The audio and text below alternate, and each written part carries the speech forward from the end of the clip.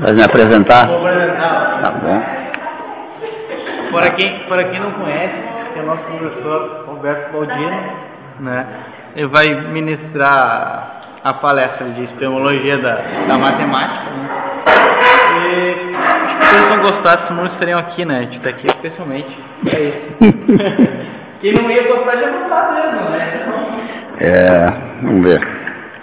Então, essa palestra desse título aqui, Matemática, o que é, para que serve, de onde veio. E vou dedicar a Kaone Kene, que nos deixou para fazer matemática na URGS. Né? Ela, por algum motivo, achou que não seria engenharia, foi para lá, mas eu lastimo, porque ela foi para lá sem informação. Ela achou que, bom, matemática, eu quero matemática, eu vou para a URGS fazer matemática. E eu me sinto meio culpado de deixar a situação de tal maneira que em quase 2 anos, ela não teve ideia do que é a matemática. O que vocês sabem, o que vocês conhecem de mim, que eu ensinei até hoje, é cálculo. E tem uma parte boa da matemática que se desenvolveu depois do cálculo que vocês não têm a menor ideia. O cálculo é coisa do século XVIII, Newton e Leibniz, é isso que eu tenho tentado ensinar, né? E essa é a matemática com a qual o homem foi à Lua, é a matemática do século XVIII. Agora, teve todo o século XIX, onde várias coisas aconteceram, e a matemática passou a ter um certo ponto de vista que não era aquele antigamente do cálculo, né, que se tinha antigamente. Matemática naquela época era uma descrição do mundo, e argumentos valiam, como por exemplo argumentos geométricos. E a partir de uma certa necessidade de rigor, para que as pessoas pudessem se entender e se comunicar, as partes que era uma argumentação geométrica na matemática, ela foi sendo deixada de lado e foram sendo buscados métodos puramente analíticos, puramente numéricos, de provar as coisas em matemática. Por exemplo, esse caso aqui, você tem uma função contínua, digamos que aqui seja o 0, aqui seja o 1, e essa função, sem dar saltos, função contínua, ela muda de sinal. No 0 ela é positiva, no 1 ela é negativa, né? Menor que 0. Então, é óbvio, né? Nunca se precisou demonstrar que essa função passa por um ponto de 0, ela tem um 0, né? A função é contínua, passa de positivo para negativo, tem que se anular. Essa ideia estava presente na matemática antiga, na matemática de Newton e Leibniz. Só que, bom, é evidente, não tem que demonstrar, é evidente. Lá por volta de 1820, Bolzano, né, resolveu se dedicar à demonstração desse teorema e provar exatamente o que era aquele ponto, né, por que ela se anula naquele ponto. E ele desenvolve um método mais ou menos assim de bixeção. Por exemplo, você corta isso aqui ao meio, então se o lado está aqui, né, 0, quanto? Aqui tem um 0, 0,0. Aí você ou divide em 10 partes para ser mais claro, né? Botar 5 aqui. 1, 2, 3, 4, bom, mais um. Digamos que deu 0, 1, 2, 3, 4. Então está com 0,4. Depois você divide em 10 partes aqui, digamos que ficou do lado de lá, 4, 6. Depois você torna a dividir em 10 partes e tal, o próximo número, digamos que seja um 7, assim vai botando. Então ele argumentou, olha, está convergindo, vai para lá, né? Você está fazendo uma abscissão e você está cercando aquele ponto onde a função vai se anular. Quer dizer, qual é o argumento? Ele diz, olha, se aqui é positivo e aqui é negativo, então eu divido em 10 partes, essa coisa de positivo e negativo tem que se reproduzir em algum intervalinho daqui. E esse intervalinho eu divido de novo em 10 partes e vou dividindo e vou obtendo dígitos. Então tem um lugar onde aquela função corta o eixo. Agora, que lugar é esse? E a questão é a seguinte, mas esse lugar é um buraco. Ela passa, mas passa por um buraco. Não, ela passa por um número. Mas que número? Que número é esse? Bom, aí tem a mudança de ponto de vista. Em vez de você dizer que você teve o número 0,4, depois 0,46, depois 0,467, assim por diante, você diz, olha, o número é constituído por essa sequência de dígitos, essa sequência de números racionais. O número é constituído por uma sequência de números racionais. Então aí você fabrica um conceito, que é o conceito de número, e a partir desse conceito é que se desenvolve toda a matemática do século XX. Porque o que não estava claro naquela época era o que se entendia por número. Mesmo hoje, quando você vai para o ensino, por exemplo, é comum você ouvir dizer que os números se dividem em números racionais e números irracionais, mas ninguém diz o que é um número. Então, numa situação dessas, em que você quer eliminar toda referência às situações concretas e reais, se você quer ficar apenas com as coisas analíticas e quer dizer tudo em termos puramente lógicos e matemáticos, então, essa concepção de número tem que ficar mais clara. E ela só foi esclarecida no final do século XIX. Você teve de 1820, onde as coisas começaram a ser pensadas assim, até final do século XIX, onde as pessoas concordam que, afinal, um número nada mais é do que uma sequência de dígitos. 0, aí você pode botar os números os dígitos que você quiser, isso é um número. Portanto, quando você determina aquela sequência de dígitos, você está determinando o número onde a função fura o eixo do x, onde ela passa de positiva para negativa. Mas é sutil de apresentar isso, porque é uma concepção de uma coisa nova, quer dizer, você introduz um conceito por força bruta. Aparentemente o número já estava conhecido há muito tempo, mas quer dizer, você tem que precisar isso é que é mais difícil. Eu vou dar para vocês uma ideia do que vem a ser uma demonstração matemática. Por exemplo, isto aqui. Você está acostumado a dizer que quando você pega uma função, por exemplo, x2, e você faz o limite de x2 quando x tende a 2, que o resultado, obviamente, é 4. Cálculo, isso é o cálculo. Limite de x2 quando x tende a 2 é o 4. Eu vou tirar de lá para vocês não ficarem com a atenção desviada. Deixa no mapa. O que significa isso? Você dizer que o limite de uma função, quando a variável tende para algum número, é um outro número b. Agora, esse aqui já é o ponto de vista que está em vigor a partir da matemática do século XX, que é, todo o trabalho do século XIX está em cima disso. Por curso de cálculo e para engenharia, isso é uma coisa óbvia, que se o x tende a 2, o x2 tende a 4. Mas o que significa dizer que o x tende a 2? Como é que você coloca isso em termos de precisão matemática? Bom, ou em suma, em geral, como é que você diz o que é o limite? Dizer que isto aqui é isto significa dizer o seguinte, que para todo epsilon positivo, você encontra um delta positivo, tal que para todo x, se 0 é menor que x menos a menor do que delta, então f de x menos b é menor do que epsilon. Então, vê a passagem que tem, cálculo, óbvio, o limite tende, isso aqui está se aproximando, está todo vendo que aquilo é 4, nível de 1820, 1680, 1740, que ali o Newton e Leibniz, E você dizer isto aqui, você dizer, não, quer dizer que para todo epsilon existe um delta, tal que para todo x, se 0 for menor do que x menos 2 em valor absoluto, menor que delta, então isto aqui, x2 menos 4, é menor do que epsilon. Isso é que significa dizer isso. E a matemática, essa parte que eu não contei para vocês, a matemática, ela não está aqui, ela está aqui, Está nas demonstrações, está na precisão. Isso aqui é dado por definição. O que significa isso? Isso aqui significa dizer que, é um disse que. Isto quando isto. Ou seja, uma proposição puramente lógica que garante, por algum motivo, garante a veracidade daquela concepção intuitiva do cálculo. E aí que eu pergunto, quer dizer, a Kaone foi para lá, será que ela sabia que matemática hoje é isso? Então ela entrou num lugar que não sabe onde está, porque matemática é isso.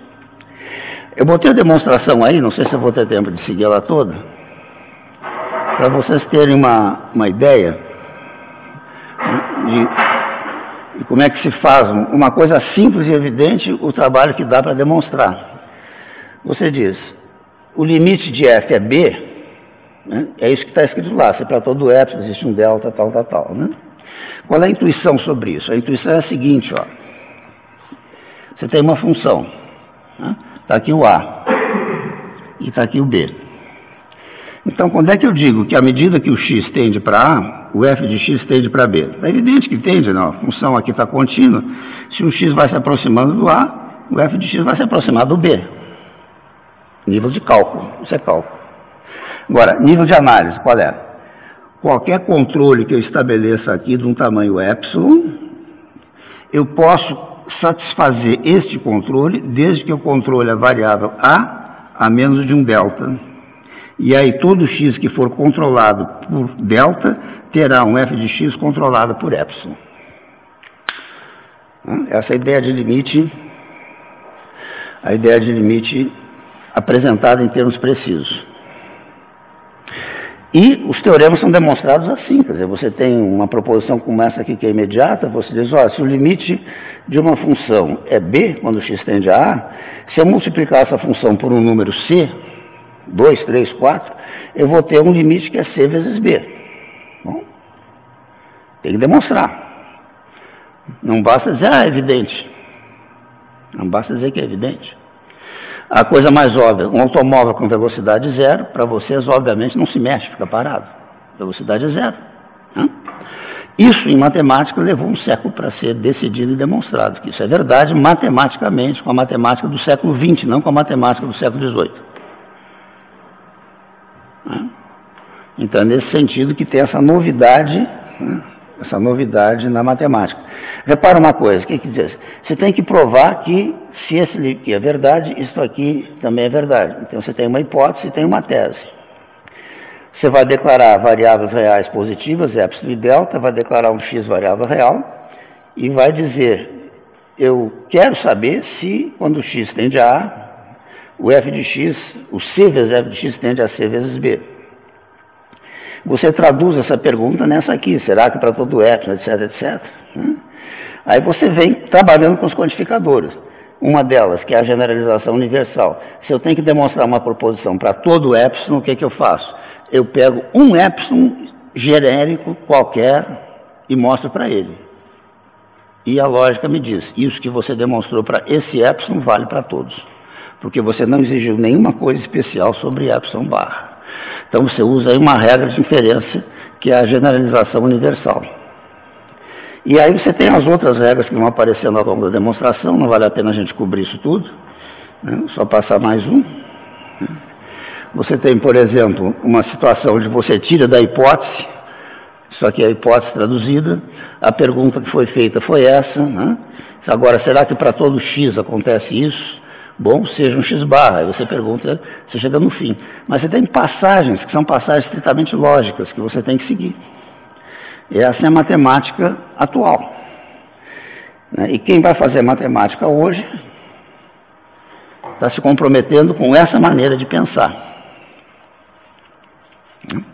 Não só com definições como essa, dizer, eu não sei que bicho é esse, mas eu chamo isso de número, isso é uma definição de força bruta, como um rigor lógico que vem do cálculo proposicional. Nos livros de cálculo, se você olhar bem, você encontra aquela coisa dos épsilons e deltas lá na hora que ele fala de limites. Né?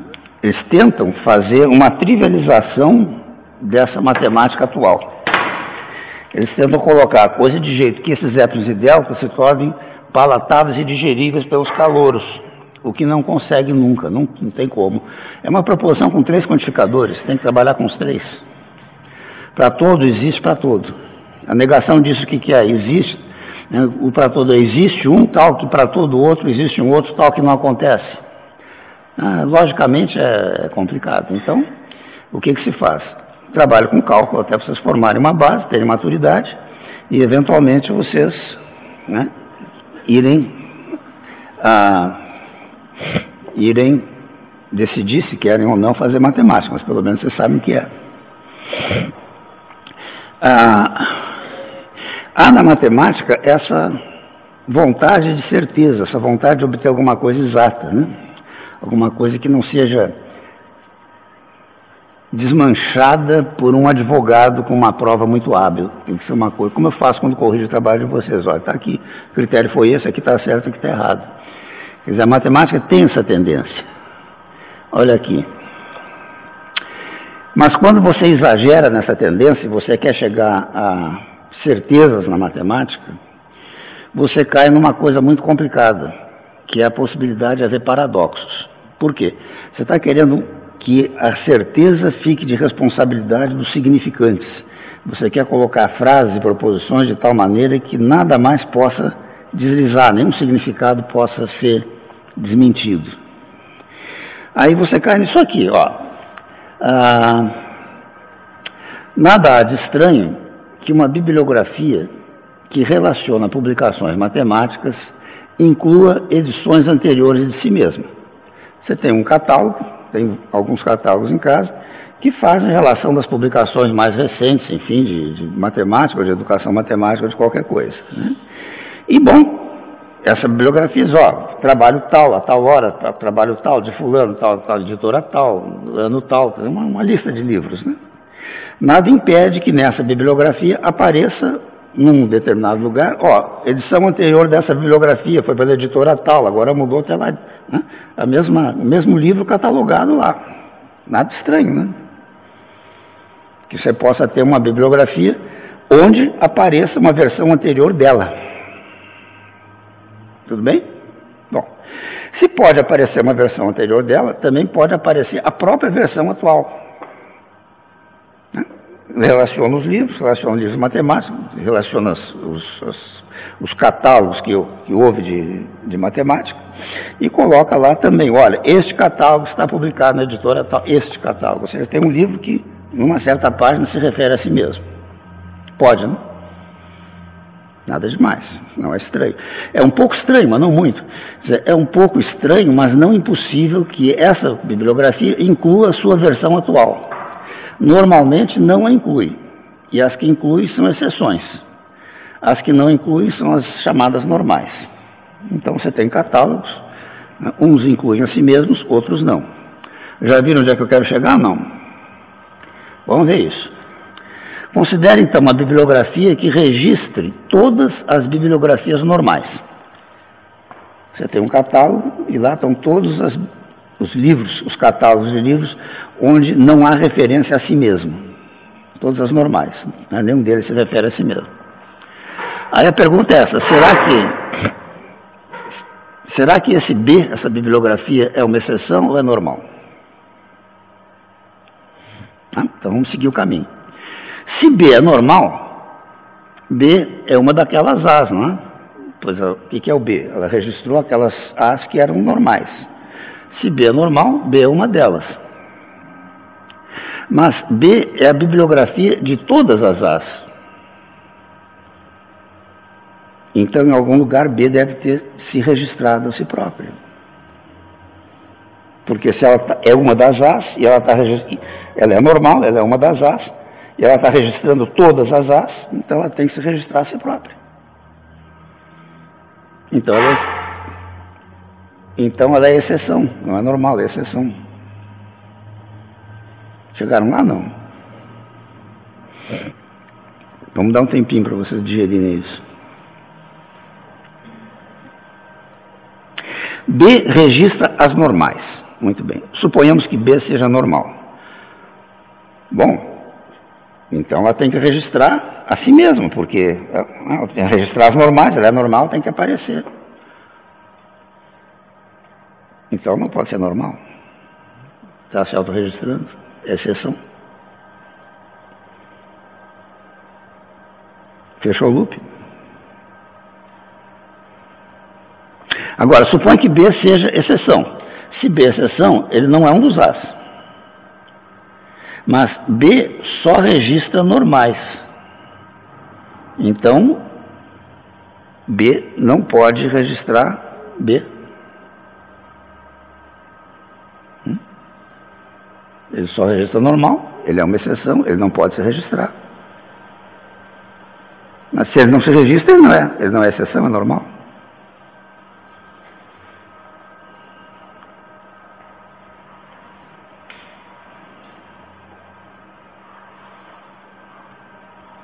Conseguem seguir o raciocínio lógico? É muito pesado para vocês. Só que ele não poderia ser determinado normal, então ele é subjetivo. Então? Não pode ser considerado nenhum dos dois. Não pode ser considerado nenhum dos dois. Esse paradoxo ele teve uma outra forma e foi um marco muito importante na matemática do início do século XX, início do século XX. E Frege pensou que tivesse reduzido a matemática lógica. Ele disse assim, olha, os conjuntos com os quais vocês trabalham em matemática são obtidos assim. Você considera uma proposição, como essas aqui que vocês viram na demonstração, né? Considera uma proposição, dependendo de x, e você diz, considere a coleção de todos os x que satisfazem P de x. Pronto, isso aqui é uma classe com a qual você pode trabalhar. Fez um livro inteiro mostrando que a matemática, afinal, era um ramo da lógica por causa dessas classes. Por causa dessas classes com que a matemática trabalhava. E aí, em seguida, vem o Bertrand Russell e coloca o paradoxo nessa forma aí. Introduz uma relação. O Bertrand Russell diz assim, suponha que essa sua P aqui, essa proposição, seja esta aqui, não pertencer, uma relação de pertence, e aí você forma o conjunto de todos os Bs, ou melhor, formar o conjunto B de todos os As, tais que A não pertence a A. Forma o conjunto B de todos os As, tais que A não pertence a A. Aí vem isso, será que B pertence a B ou não? Se B pertence a B, então o B tem que ser incluído aqui. Então ele é um dos As. Se B pertence a B, B é um elemento dessa classe. Mas se ele é um elemento dessa classe, ele não pertence a ele. Então se B pertence a B, estando naquela classe, ele não pode se pertencer.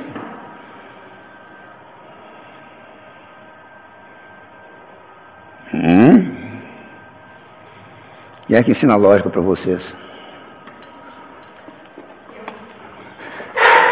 Um bom exercício, eles entenderem o paradoxo de Russell.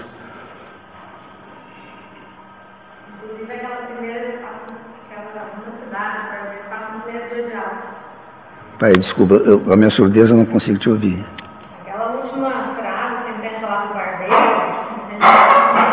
agora não deu, agora com o barulho atrás, muito que eu não ouvi. Vamos chegar lá perto. Aquela última frase? No primeiro dia de aula, eu faço uma lista de probleminhas lógicos. E aí... Aparece isso? Aparece a lei do barbeiro. É exatamente o que vem em seguida, né? Numa cidade, o barbeiro é aquele que barbeia a todos que não barbeiam a si mesmos. Quem barbeia o barbeiro.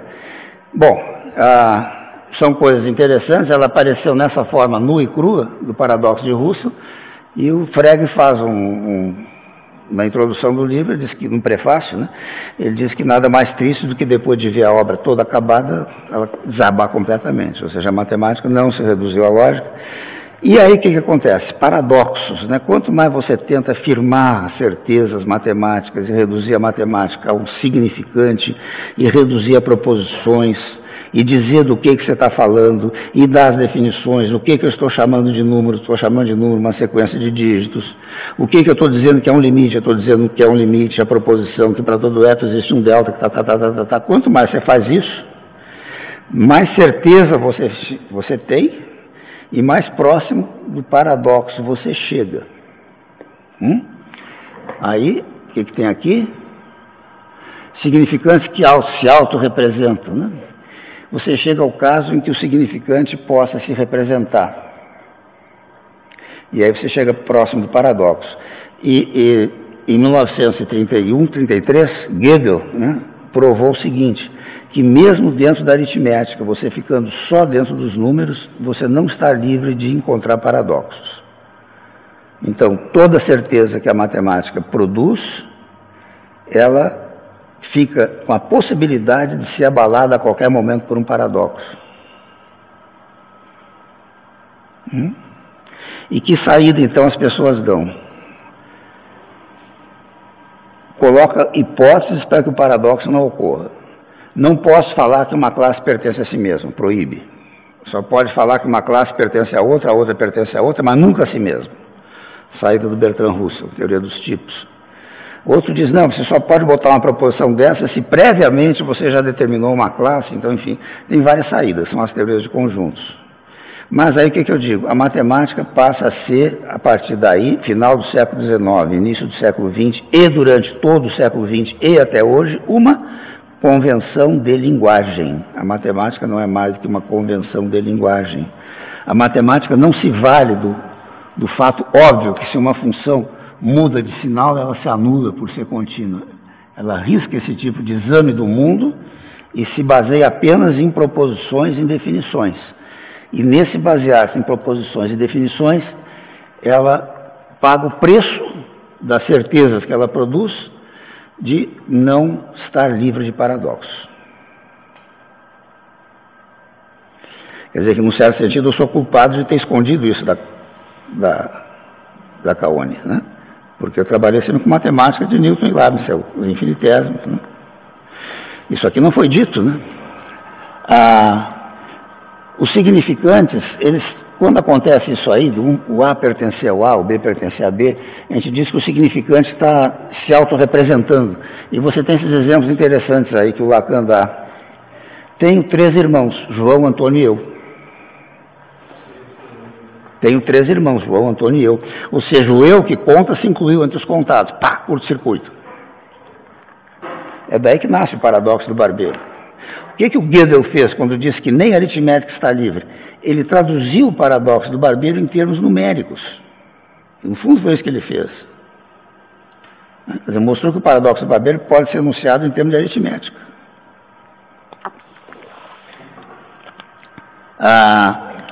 Aí vem essa coisa interessante. Os ingleses queriam fazer um mapa da Inglaterra que fosse tão perfeito que terminaram decidindo que a Inglaterra seria o seu próprio mapa. A Inglaterra é meio grande, talvez a Dinamarca seja um pouquinho menor, né, seja mais próprio você dizer que o mapa da Dinamarca, o melhor mapa é a própria Dinamarca, 5 milhões de habitantes. Ou seja, você faz um amálgama, né, um amálgama entre o representante e o representado. Ficam sendo a mesma coisa, ou seja, o A é A. Como você tem nessa frase, Deus é Deus. Deus é, você espera uma coisa nova. Deus é Deus, você retroage. Retroage não acrescenta nada, mas acrescenta a certeza da identidade. Acrescenta a certeza da identidade. A é A.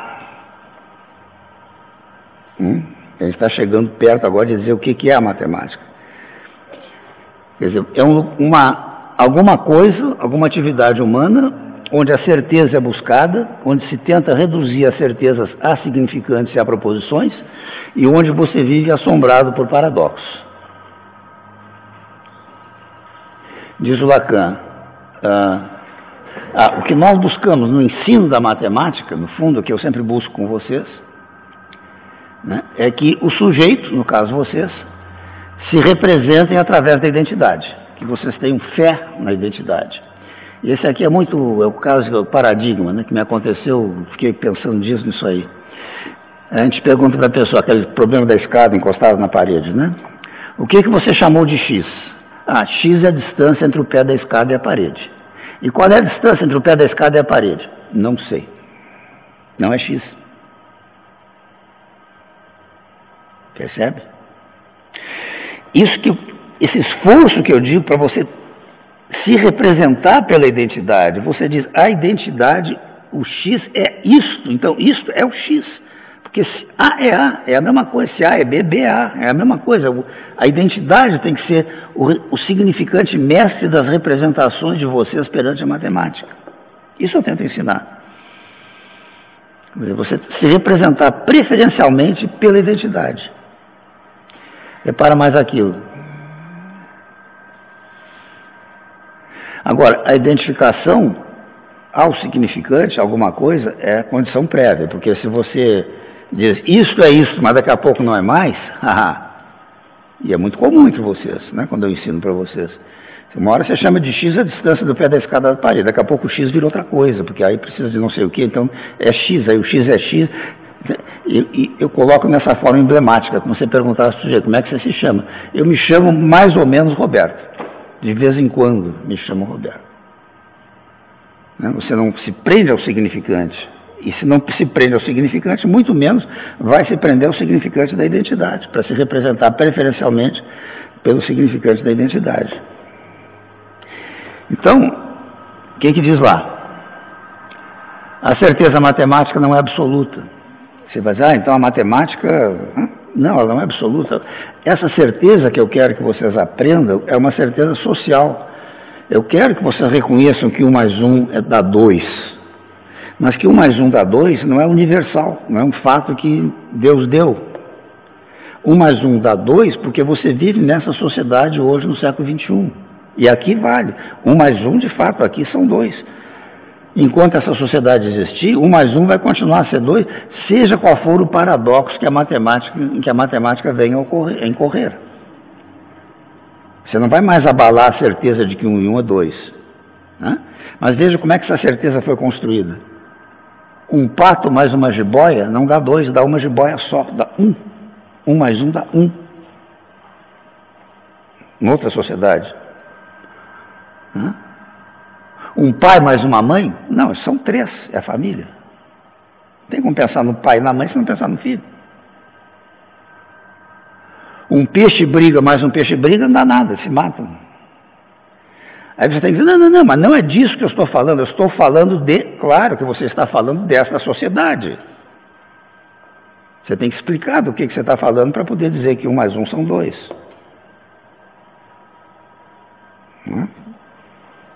Não é óbvio que seja. Você tem que dizer que não é disso que eu falo, por isso que 1 mais 1 são 2. E aí vem essa frase, significante, diz o Lacan, é aquilo que representa o sujeito para outro significante. Quando eu pergunto qual é a distância do pé da escada à parede, você responde que é x, você não está respondendo para mim, você está respondendo para o mundo de onde veio a pergunta que eu fiz.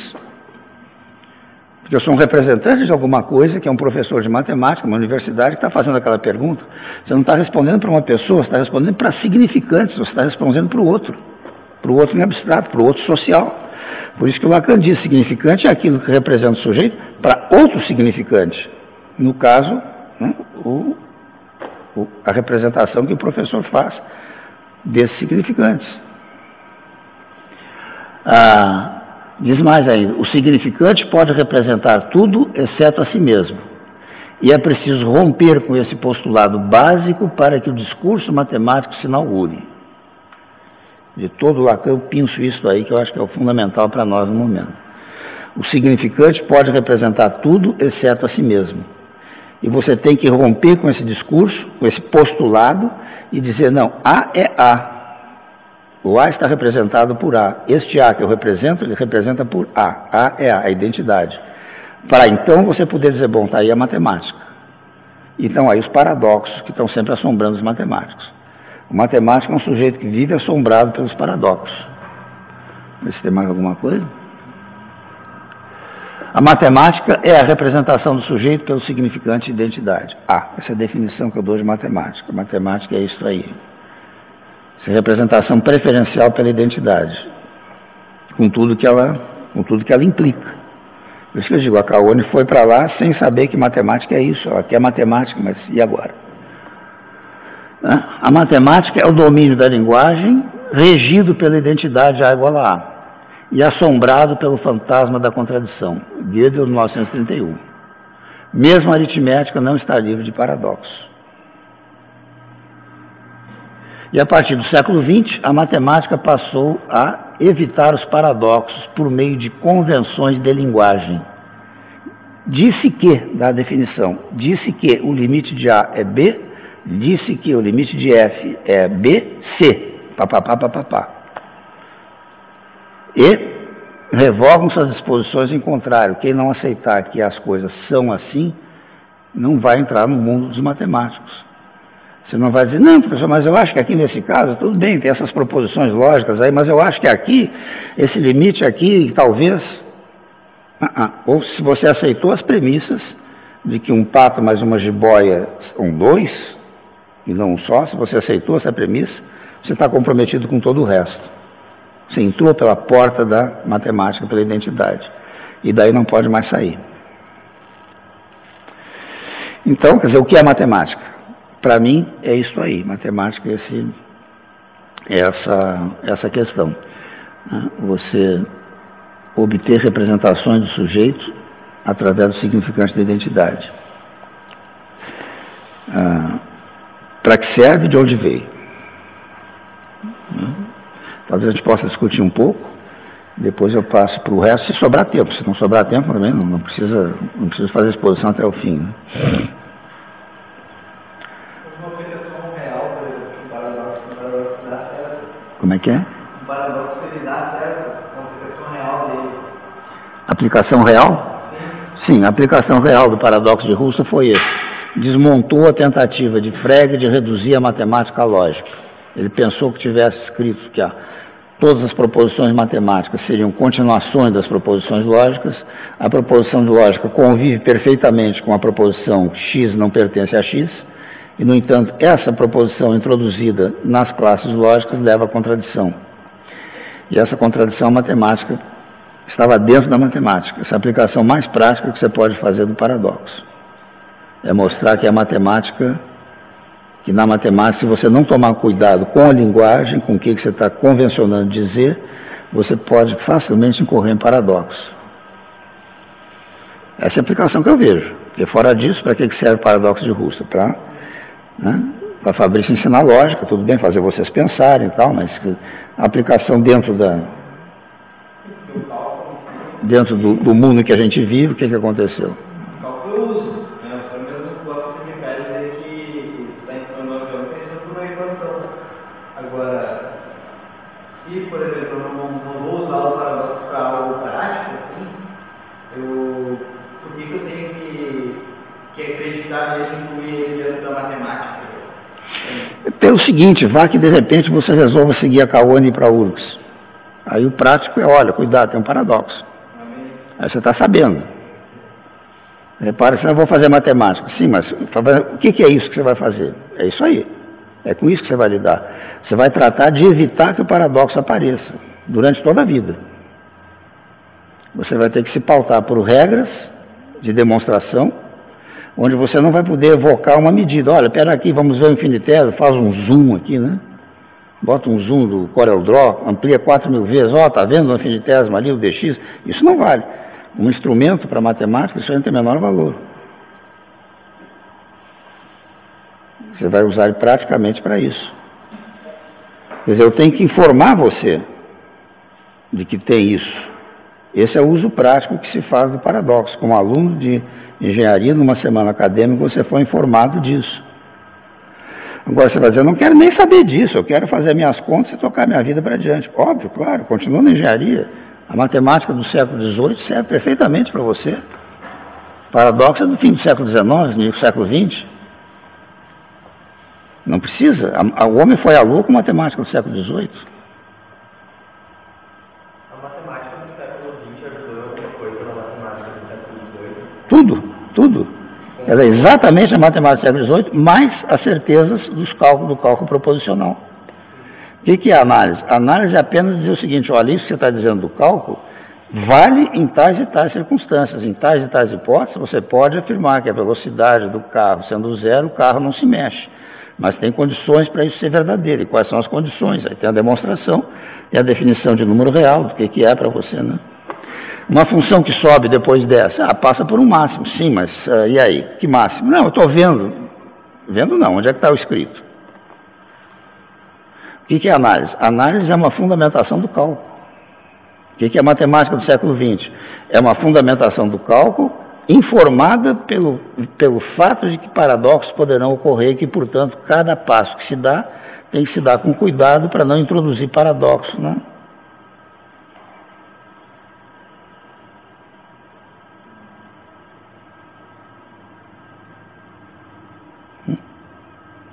É claro que no momento que você adquire essas certezas, você abre ramos que a matemática do século XVIII não tinha pensado. Você abre coisas novas. Você abre ramos novos da matemática. mas todos eles dentro da mesma égide de certeza. Você abre um domínio da álgebra, que no século XIX, no século XVIII não havia, é coisa de invenção do século. A álgebra booleana foi inventada por acaso, depois foi usada, né, no século XIX. Você tem todos esses ramos. Sim? Aline, fala alguma coisa. Faz A. Nem A. Não sei como é que vocês receberam isso, né? Essa primeira parte, assim, esse impacto. Nem sei que tempo a gente tem, mas enfim, que impacto deu. Agora, onde é que começou isso e para que serve? Né? O para que serve talvez seja mais interessante. Aí que se vocês não gostaram, vão gostar menos ainda. Para que serve? Eu não fiz slide, eu vou ter que falar daqui. Vou chegar só essa parte aqui.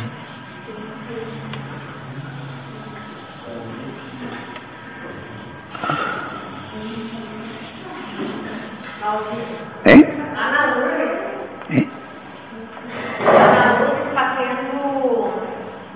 Lá no Museu da Luz está tendo a exposição de Alan Turing, que fala sobre as máquinas computáveis, não computáveis, e mostra lá de 1930, 1936, o que se conseguiu demonstrar e o que não se conseguiu demonstrar, e as aplicações da matemática para a computação.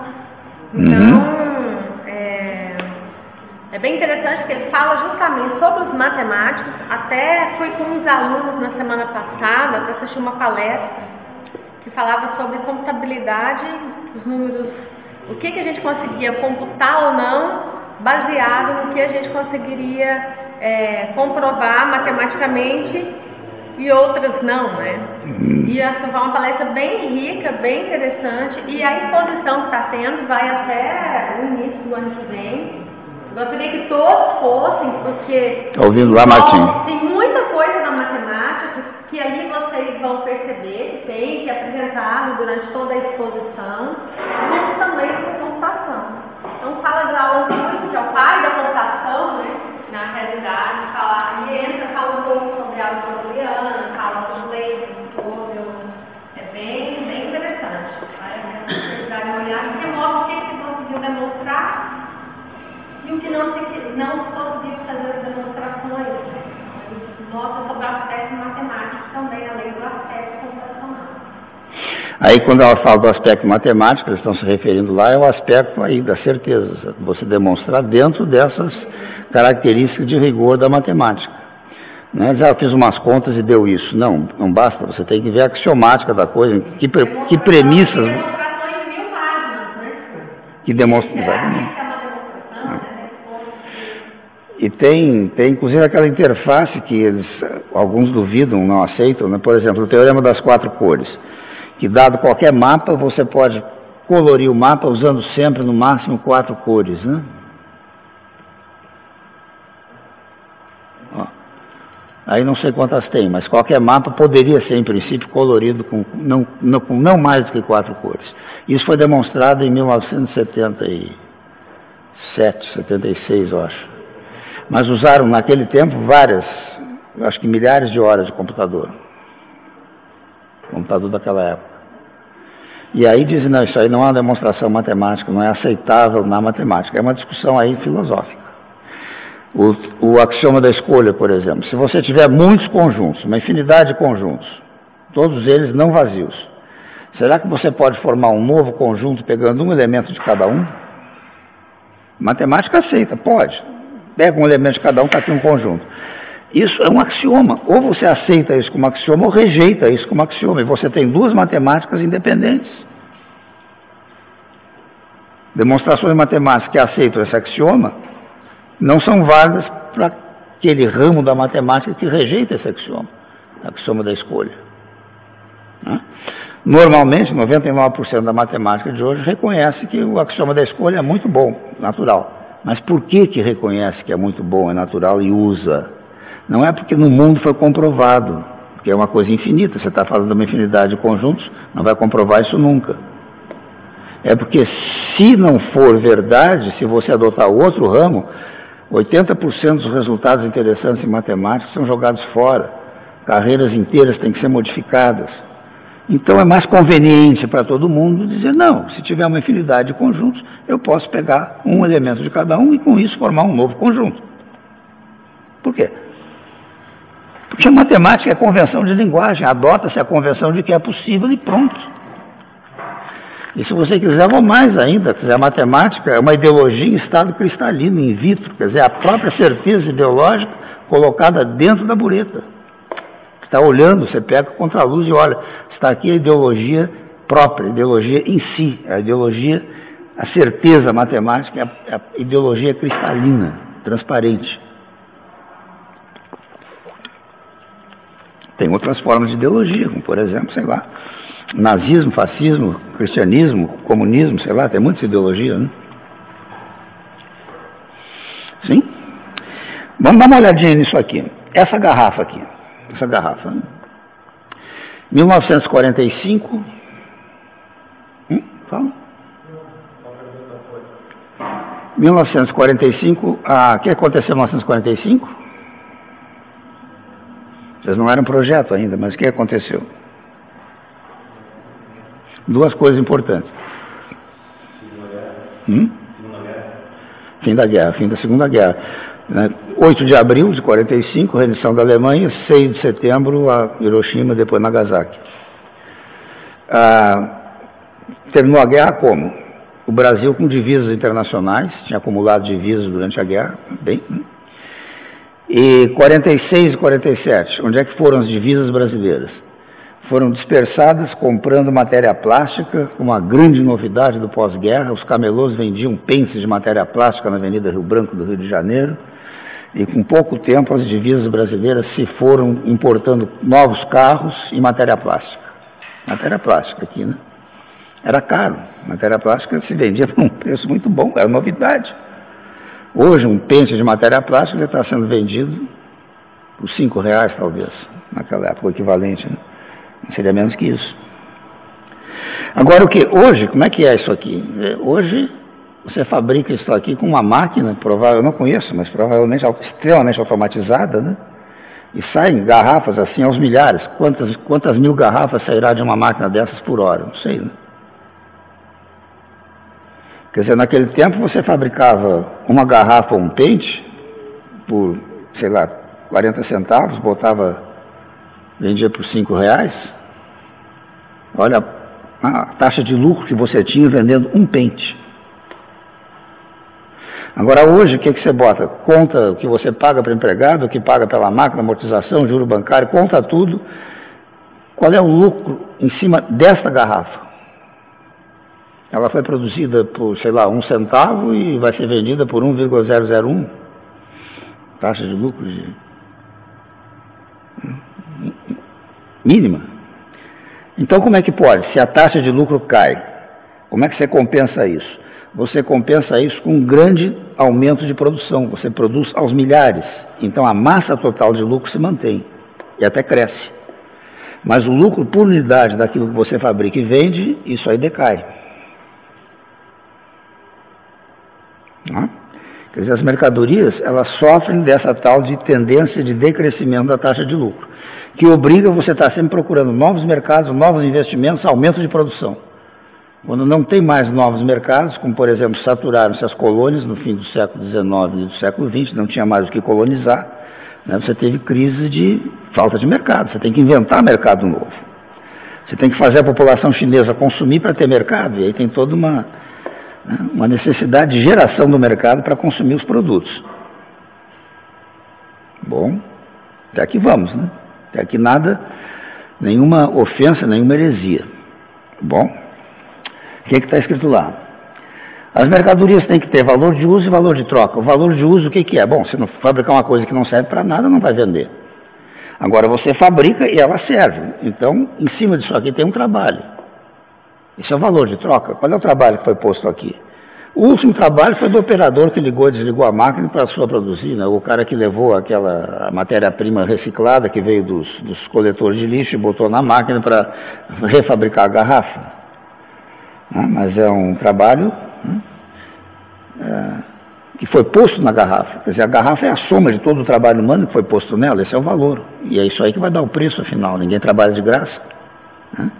Então, as mercadorias têm valor de uso e valor de troca. E tem a lei da tendência decrescente, de decrescimento da taxa de lucro.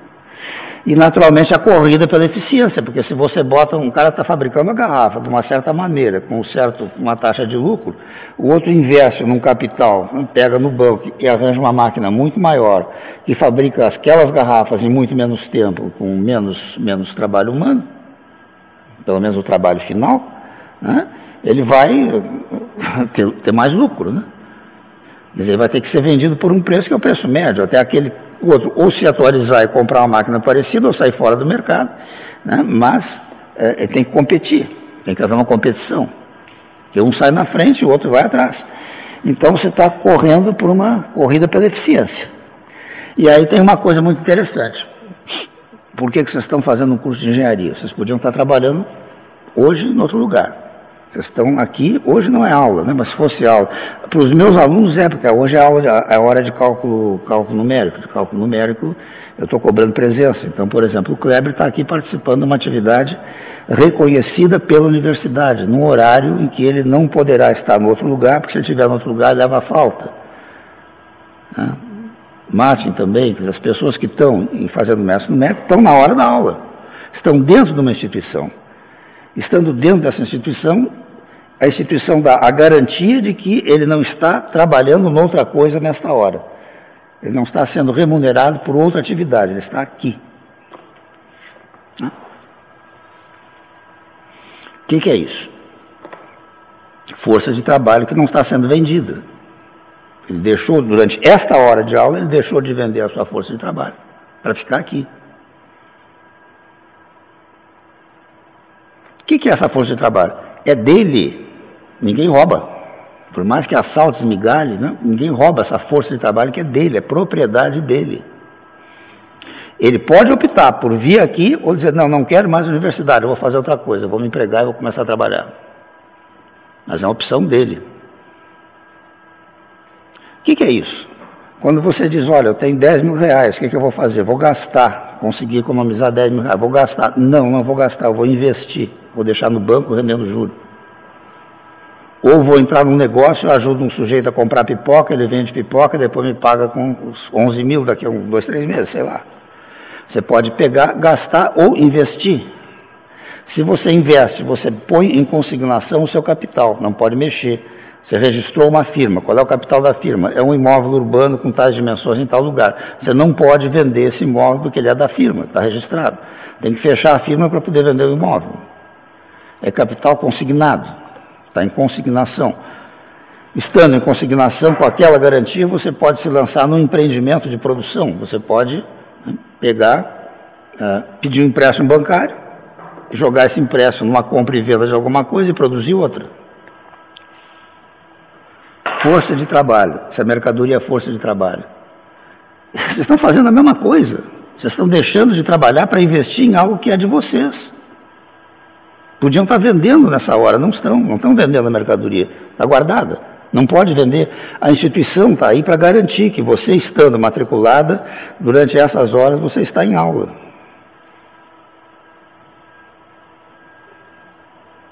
Só vocês? Não. Quando a Camila estava lá no Scherer, né? Há 3 anos atrás, também ela estava estudando, matriculada no Scherer. Podia estar trabalhando, podia ter encontrado emprego no comércio, sei lá, qualquer lugar. Né? Só que no comércio ela vai ganhar o quê? 500 reais. Ela está esperando um curso de engenharia onde ela vai passar para 3, 4 mil, 5 mil. Ela está deixando de vender uma coisa para valorizar essa coisa e vendê-la mais tarde por mais preço. Toda a escola, desde o primeiro ano primário, funciona assim. Há uma garantia do governo, mesmo que seja particular a escola, ela está registrada, ela tem normas a seguir e tem que prestar contas, seja escola particular ou escola pública, as crianças estando matriculadas estão garantidas que durante a hora da aula, em princípio, elas não estão fazendo outra coisa, e tem um certificado, olha, você de fato cumpriu o seu contrato de trabalho, você participou de um empreendimento em que o aluno, o professor e os funcionários se associaram para produzir alguma coisa que valerá mais depois, mais do que até agora. Menino de 7 anos pode ser engraxate, mas ele pode também ir para a escola estudar, e quando ele tiver pelo menos o ensino primário, o primeiro ensino fundamental, ele vai ter mais chances de fazer alguma coisa que não seja só engraxar sapato. É mentira isso? Pode ser que é, mas é tão óbvio, para que dizer isso? Bom, mas por que não dizer? É óbvio. Então, que experiência é essa da qual vocês participam desde que põem o pé na escola pela primeira vez? É uma experiência na qual você é trabalhador, porque você vai ter que estudar para dar conta do recado e das barreiras que tem que pular, e você é capitalista, porque você é proprietário de uma mercadoria que está em consignação e que você vai vender depois por mais dinheiro. Você está produzindo exatamente como todo operário produz. Você está produzindo e se apropriando do próprio valor que você produz, em momentos diferentes. Quando você entra, o que acontece? Leva um trote, porque agora você não é mais aquele que tem uma força de trabalho que pode ser vendida. Essa força de trabalho agora é da instituição, ela está consignada, aprisionada. Então te raspa um cabelo, te faz uma passeata, você toma um pileque e tal. Agora você é bicho, você não é mais ninguém. Você não tem mais aquela propriedade, você foi destituído dela. Bom, depois, quando você se forma, agora você vai receber de volta a sua força de trabalho. Aí bota aqueles penachos, aqueles enfeites, e vai para a solenidade de formatura. É exatamente por isso que esses rituais estão aí. A destituição inicial e a devolução da força de trabalho ao seu legítimo dono na hora da formatura. Isso é uma experiência capitalista. O que essa escola ensina? A escola ensina para as crianças, adolescentes e para todos a própria prática da produção capitalista. Trabalhador, operário e proprietário na mesma pessoa. Na mesma pessoa. E onde é que entra a matemática aí? A matemática entra com toda certeza para dizer, você passa, você não passa. Não, mas ó, aqui, o critério foi esse, ó, a sua nota é 5,8, sinto muito. A matemática é a salvaguarda da identidade. A matemática está aí para garantir o funcionamento disso. Por quê? Porque é uma convenção de linguagem, é fácil você ver o que você vai selecionar, o que você vai dizer que é positivo e negativo, qual é o aluno que passa, qual é o que não passa. Na física já é mais difícil, porque depende da experiência que você vai fazer. Não, mas mediu certo e tal, não mediu. Numa disciplina de epistemologia ou filosofia, meu Deus do céu, ali qualquer advogado desmancha qualquer professor, né? Na matemática não. Por quê? Porque a matemática é uma ideologia in vitro, é uma ideologia purinha, simplinha, ó, é O igual a A, ou ela não é. Aceitou as premissas, então a conclusão não pode ser evitada. Para que serve? Esse é uma das coisas para as quais a matemática serve. Você garantir o funcionamento da escola como produtora de força de trabalho qualificada. Quando ela roda e você passa, o trabalho que ela fez, ela não ganha. Ela perdeu o trabalho. Você ganha, porque você se apropria do trabalho que você fez e mais o trabalho que ela teve para dizer que a escola, ó, é importante, eu vim aqui todos os dias, gastei, investi. Tudo isso é trabalho coletivo, mas quem ganha esse trabalho, quem se apropria desse trabalho, são os aprovados, os formados. Olha a taxa de desistência e de rejeição que nós temos aqui. Entram 40, agora está entrando 30, está uma desgraça, mas entram 40, cursam 30, forma 15. Só em matemática 1, depois vai peneirando. O que eu tenho hoje em mate 4? 6, 7 alunos. E todo o trabalho que foi feito por toda essa tropa que entrou e veio, se esforçou e tal, vai ficar na mão de uns poucos que vão ser os aprovados.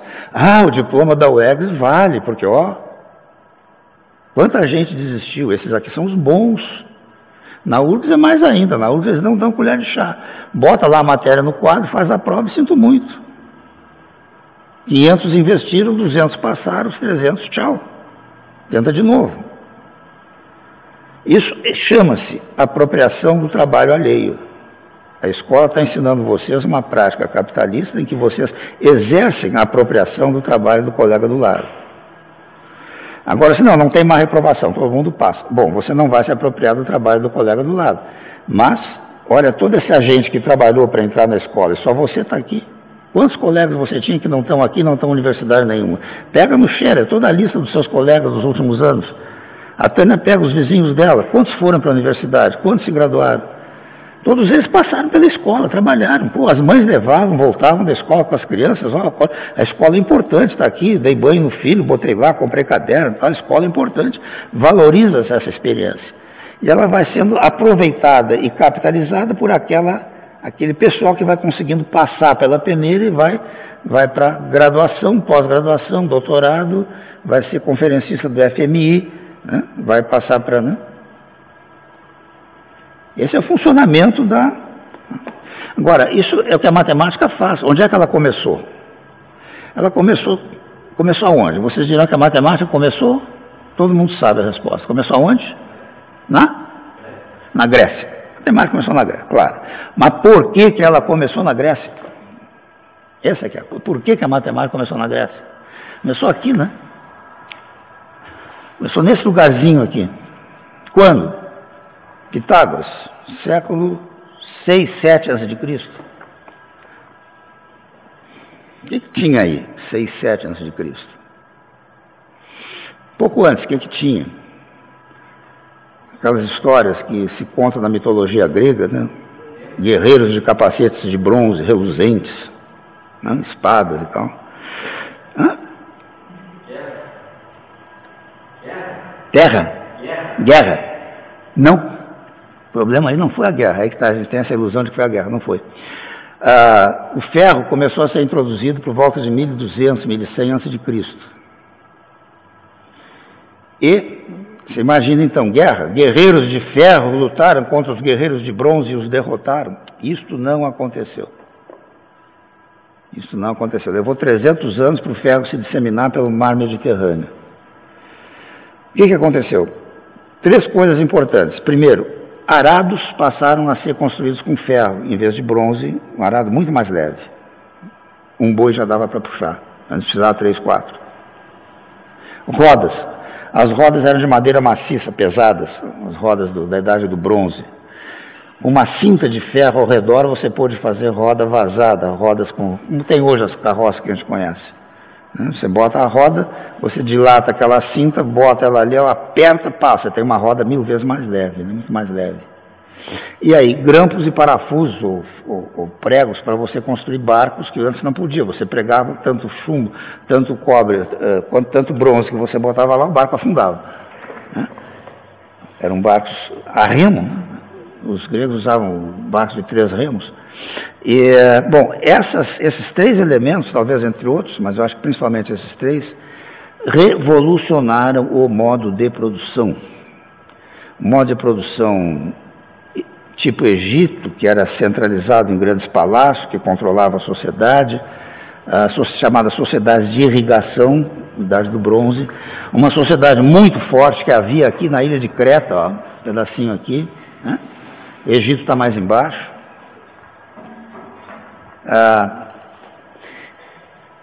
Os vestígios históricos são que por volta de 600, 700 a.C., 800, acho que mais um pouco, 800 a.C., grandes destruições, palácios incendiados. Isso você vê nas ruínas arqueológicas.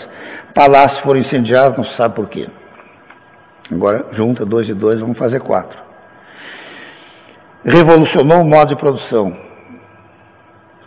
Controle da sociedade a partir de palácios que centralizavam todo o poder, começa a perder força, porque você está com o arado produzindo com muito mais intensidade ao redor, né?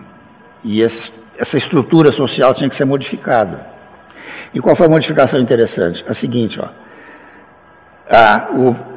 Essa ideia de que os gregos chegaram na Grécia não é verdade. Os gregos sempre estiveram na Grécia. As tábuas que descobriram, tal linear A e linear B, que eram tábuas antigas, já são grego, né? Quer dizer, nunca houve outra língua ali a não ser essa descendência do grego, nessa região.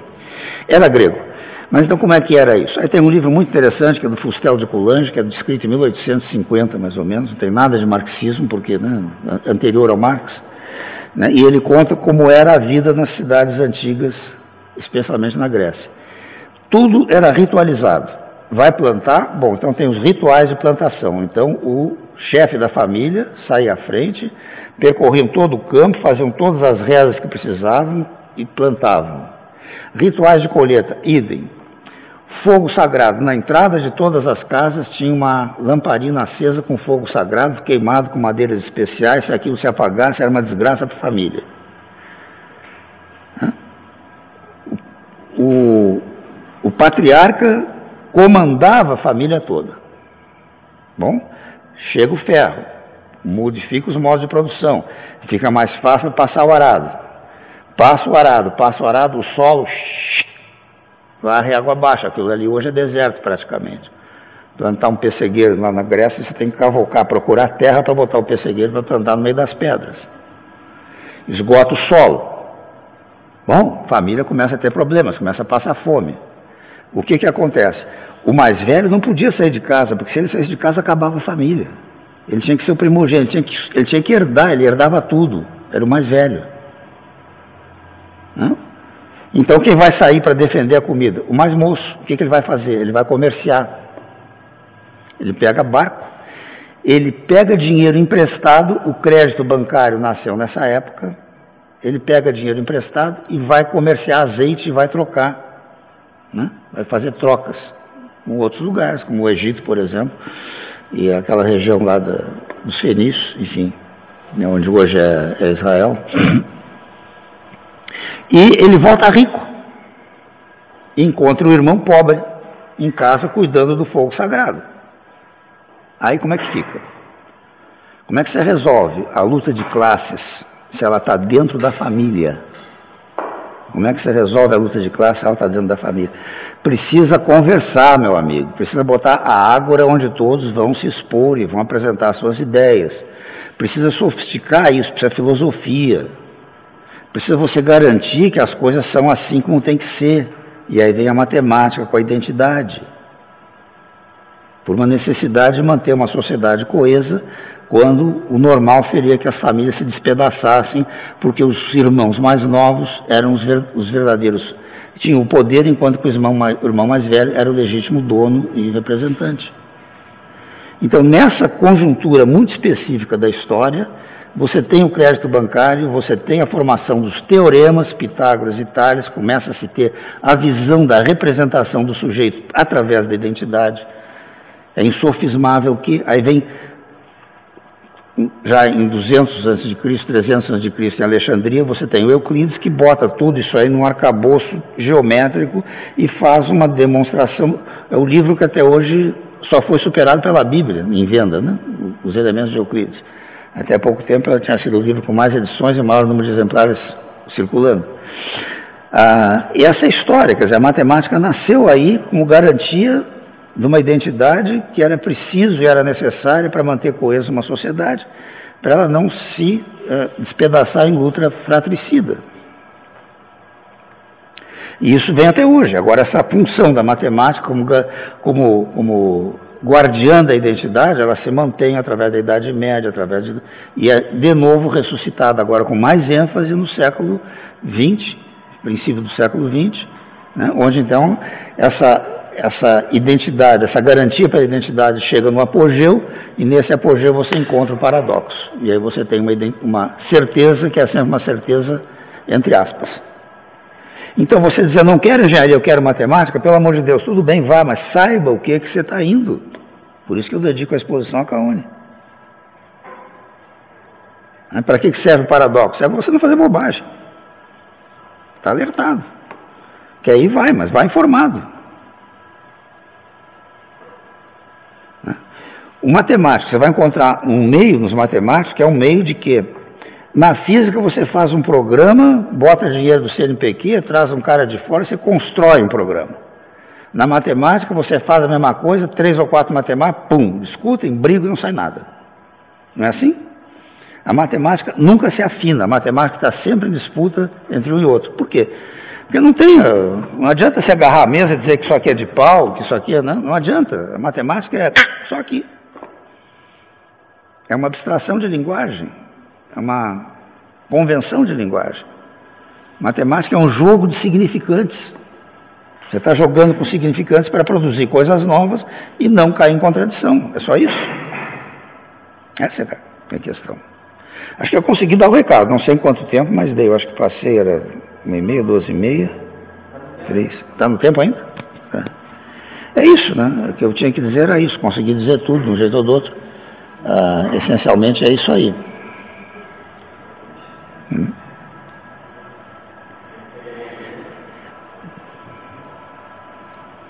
Então, duas funções da matemática. Primeiro, a seleção. Na prática econômica, ela é o elemento-chave para você selecionar, ou seja, você dizer quem vai se apropriar do trabalho de quem, a apropriação de mais-valia. E o instrumento social maior de garantia das identidades. Toda criança precisa aprender matemática para quando chegar o ministro da Economia e falar o que ele fala, isso aí eu já ouvi, são certezas. Por isso que precisa matemática em toda parte. E mais um detalhe, né? Onde é que vem a massificação do ensino? Qual é o lucro que você tira e vai tirar com seu investimento aqui hoje? Você diz, bom, deixei de trabalhar, tive que investir, condução, casa, sustento, tá bom, tantos R$1.000 tive que investir para me tornar engenheiro. Bom, se você não tivesse estudado, você teria um salário, então você teria que receber salário durante a vida. Mas você estudou, você investiu, então você vai receber um salário maior. Compensa? Compensa ou é só o prazer de que sou engenheiro? Financeiramente, em termos de preto no branco de dinheiro, compensa? Antigamente compensava. Você entrava para uma universidade, você gastava um pouco, você saía, bom, agora eu sou elite da sociedade brasileira. Hoje você entra, quantos estão saindo junto contigo em toda parte? Sem contar os chineses, que são 200 mil por ano. Não, o Alexandre estava dizendo hoje lá, quer dizer, trabalhar num bar, você ganha 4 mil, você se formar e for médico, você ganha 5. Compensa? É a lei de decrescimento da taxa de lucro aplicada sobre a produção da mercadoria, força de trabalho qualificada. Como compensa isso? Se cada um de vocês tem menos lucro, onde é que fica o país inteiro? O país inteiro precisa botar 10 pessoas como você, massificar a educação para botar muita gente para compensar a perda que vai ter cada indivíduo com o lucro da sua venda isolada da sua força de trabalho. Você compensa o decrescimento da taxa de lucro, né, com aumento maciço da produção. Então tem que ter universidade para todo mundo, tem que ter escola para todo mundo, tem que botar todo mundo para a escola, tudo pela educação. Qualidade, conhecimento, não interessa. Interessa a prática econômica. Por isso que o pessoal pode sair analfabeto da universidade, não tem importância. Pode entrar aqui analfabeto, fez o ensino médio, passou no vestibular. Divide uma coisa em 3 partes, meu bem. Divide. Divido. Pá. Essa aqui quanto é? É 1/3.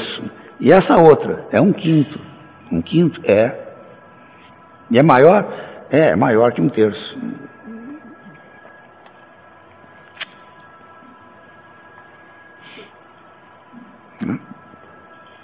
Não tem importância o que você aprende ou deixa de aprender, interessa a praça econômica. Claro que se você souber um pouquinho mais, né, nesse não saber, você sabendo um pouquinho mais, você melhora, você sobressai, você vai mais adiante, né? Um pouco mais. Sabendo um pouco mais. É um diferencial, né? É um diferencialzinho. Não, esperança é doença, gente. Curem-se. Tem que ter esperança.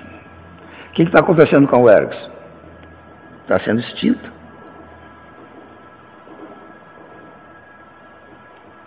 Não está melhorando. Com o governo do Tarso não melhorou. Vamos ver. Enfim, é isso aí. Esse é o recado que eu precisava dar a vocês.